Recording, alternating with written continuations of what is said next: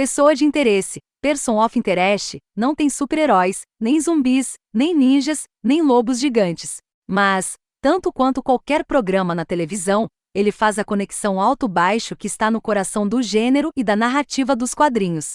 O apelo óbvio desta série da CBS, que retorna para uma quinta e última temporada abreviada na terça-feira, é polpudo e visceral. Seu elenco central inclui 3 assassinos espertinhos com boa aparência e corações de ouro. E as histórias em espiral e frenéticas permitem que eles e seus adversários atinjam contagens de corpos prodigiosas.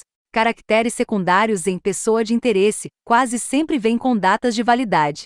Mas a premissa do programa, combinando o medo de computadores sencientes com o medo da vigilância irrestrita do governo pós-11 de setembro, tem sido suficientemente forte e coerente para fornecer lastro para a ação dos quadrinhos. Isso faz você pensar, ou pensar que está pensando, enquanto aprecia o tiroteio e o humor um pouco idiota. E faz você se importar mais do que espera com o destino do heróico, e em menor número de hackers, agentes Black Ops do programa, e policiais. Na nova temporada, a série força essa estrutura conceitual. Fim. Michael Emerson, o gênio coruja que criou o programa de inteligência artificial de previsão de crimes chamado Máquina, se pergunta se é hora de desligar. A existência de um programa que poderia nos exterminar, um risco existencial que o mundo não pode dispor. 2 programas na verdade, já que o principal antagonista da máquina desde a terceira temporada é outra inteligência artificial, chamada Samaritano.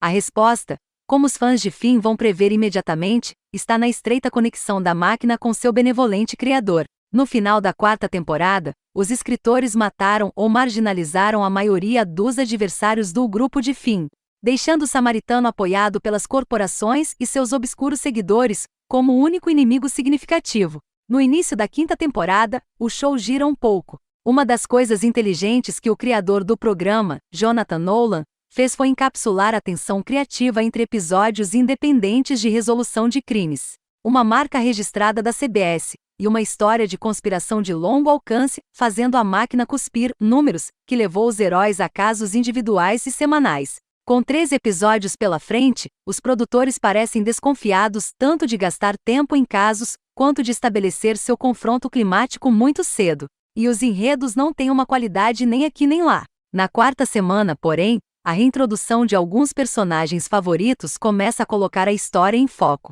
O elemento mais crucial do sucesso do programa continua o mesmo, a performance tremendamente atraente e estranhamente comovente de Emerson como Fim. O gênio da programação que se sente desconfortável em todas as situações, mas sempre está à altura da ocasião. À medida que a nova temporada começa, Emerson tem que interpretar uma série de cenas muito emocionantes com um monitor de computador, mantendo conversas apaixonadas com o cursor piscando. Nenhum momento disso vai tentar você a rir, na verdade, você pode ter que piscar uma lágrima. E isso é um pouco de mágica tão impressionante quanto qualquer sequência de código de computador. Muito parecido com o episódio do último domingo de The Walking Dead, este episódio revolucionário de Person of Interest, Indame, foi ostensivamente projetado para ser o canto do cisne de um personagem, neste caso, Carter.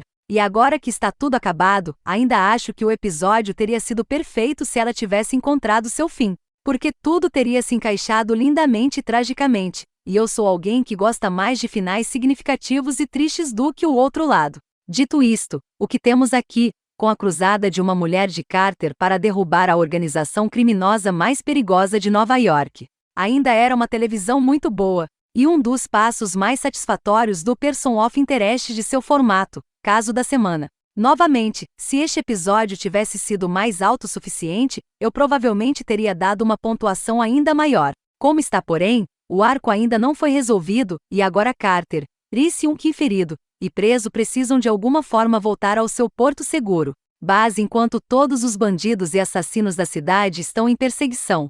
Portanto, há muito mais drama assertido. Mas estou prevendo que pode não ser tão íntimo e satisfatório quanto este, que foi principalmente um show de uma mulher. O que, eu notei, pessoa de interesse realmente faz bem. Todo o negócio de focar principalmente em um membro da equipe. Então foi Carter quem teve os flashbacks aqui. Carter que tem que ir desonesto. Carter que conseguiu fazer a ligação de adeus para seu filho. E Carter que parecia estar entrando em uma armadilha mortal. E o tempo todo no fundo da minha mente, e provavelmente alguns dos seus eu estou pensando, alguém está morrendo em novembro. Que é uma das promessas que o showrunner Jonah Nolan fez.